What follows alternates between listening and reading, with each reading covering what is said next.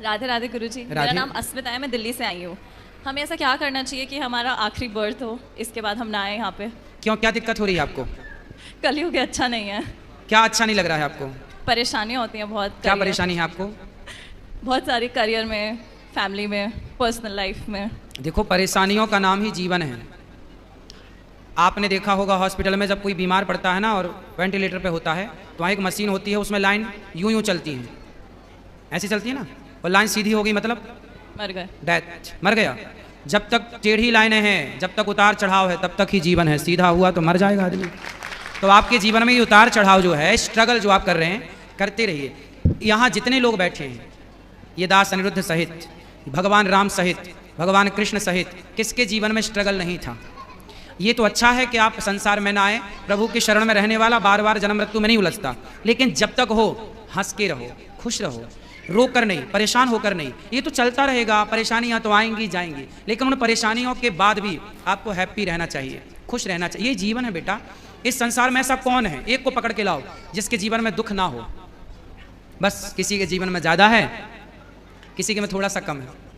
कोई बता पाता है, कोई नहीं बता पाता। बाकियों को देख के ऐसा लगता है कि उनके जीवन में दुख नहीं है, ज़्यादा मेरे में है। ना ना, आपका चलो क्या दुख है बताओ। अच्छा, कुछ कुछ कुछ बता दो। मतलब मैं बहुत कुछ करियर वाइज करना चाहती हूँ, वो हो नहीं रहा। ये दुख है? अरे किसी के घर में तबीयत खराब हो जाती है, या फिर ऐसे लोगों को देखो जिनके दोनों हाथ कट चुके हैं। जरा सोचो कि जिसके दोनों हाथ नहीं हैं और उसके घर में करने वाला कोई नहीं है और उसे प्यास लगी हो तो पानी कैसे पीता होगा? कभी आपने सोचा है? मैंने ऐसे लोगों को भी देखा है जिनके दोनों पांव और दोनों हाथ नहीं हैं। अब बताओ कि सिर्फ प्यास लगती होगी तो वो डिपेंड होता होगा ना दूसरों पर, भैया जरा हमें पानी पिला दो, भैया भूख लगे, कुछ खा नहीं सकता। तो दुखी तो वो है बेटा। तुम अपने हाथ से खा रही हो, तुम अपने पाँव पे चल रही हो, तुम अपनी आंखों से देख रही हो, तुम अपने कानों से सुन रही हो, तुम अपने मुंह से बोल रही हो। आपके जैसा सुखी संसार में कोई नहीं है। दुखी तो वो है जो एक शब्द भी नहीं बोल पा रहे हैं, बेचारे गूंगे हैं। दुखी तो वो हैं जो एक कदम भी नहीं चल पा रहे हैं, बेचारे लंगड़े हैं। दुखी तो वो हैं जो एक शब्द भी नहीं सुन पा रहे हैं, बेचारे बहरे हैं। क्यों नहीं हम उन लोगों को देखते? हम क्यों अपने को ही हल्का मानते हैं? क्यों हम अपने को छोटा कहते हैं? ईश्वर ने हमें बहुत बड़ा बनाया है बेटा। पॉजिटिव क्यों नहीं सोचना? अच्छा भी तो एक एंगल हो सकता है, ये भी एक पहलू है आपके नज़रिए का। इसलिए आप ये कहते हैं कि मैं बहुत दुखी हूँ। नहीं, आप इस संसार में सबसे सुखी हैं। और लोगों को देखो जो घिसट रहे। आप तो चप्पल पाँव में पहनती हैं, कुछ लोग तो हाथ में चप्पल पहन के घिसटते हैं, नहीं देखा आपने? फिर आप कितने सुखी हैं। ईश्वर का धन्यवाद दीजिए कि विधाता आपने हमें इतना सुख दिया है, उसके लिए थैंक यू। ठीक है, थैंक यू। आप बताओ कि आप सुखी हो कि दुखी हो? मैं सुखी हूँ, ये मुझे पता है। बस ऐसा है कि अब थक गए लाइफ से। फिर भी शिकायत? शायद से, मतलब ह्यूमन नेचर होती है कि ना। हाँ बेटा देखो, यदि शिकायतें करने बैठेंगे तो सबकी शिकायतें हैं।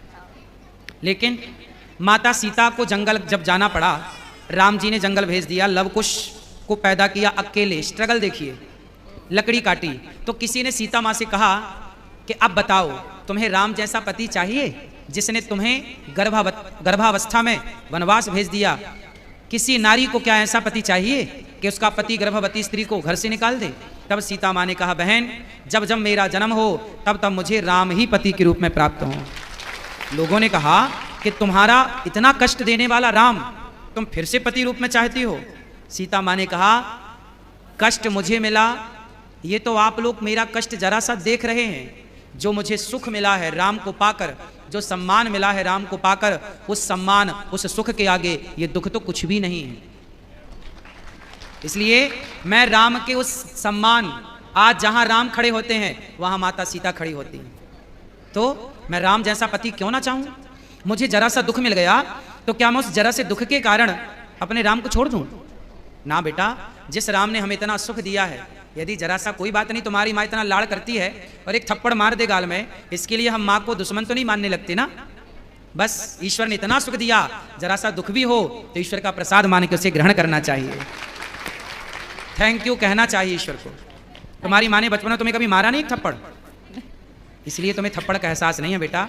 ईश्वर के थप्पड़ का एहसास भी काश होता आपको। ये मेरी बहन है, ये बहुत पिटी है, तो मैं कम पिटी हूँ घर में। कम पिटी हो मतलब पिटी तो हो? बहुत कम, हाँ। चलो अच्छा है।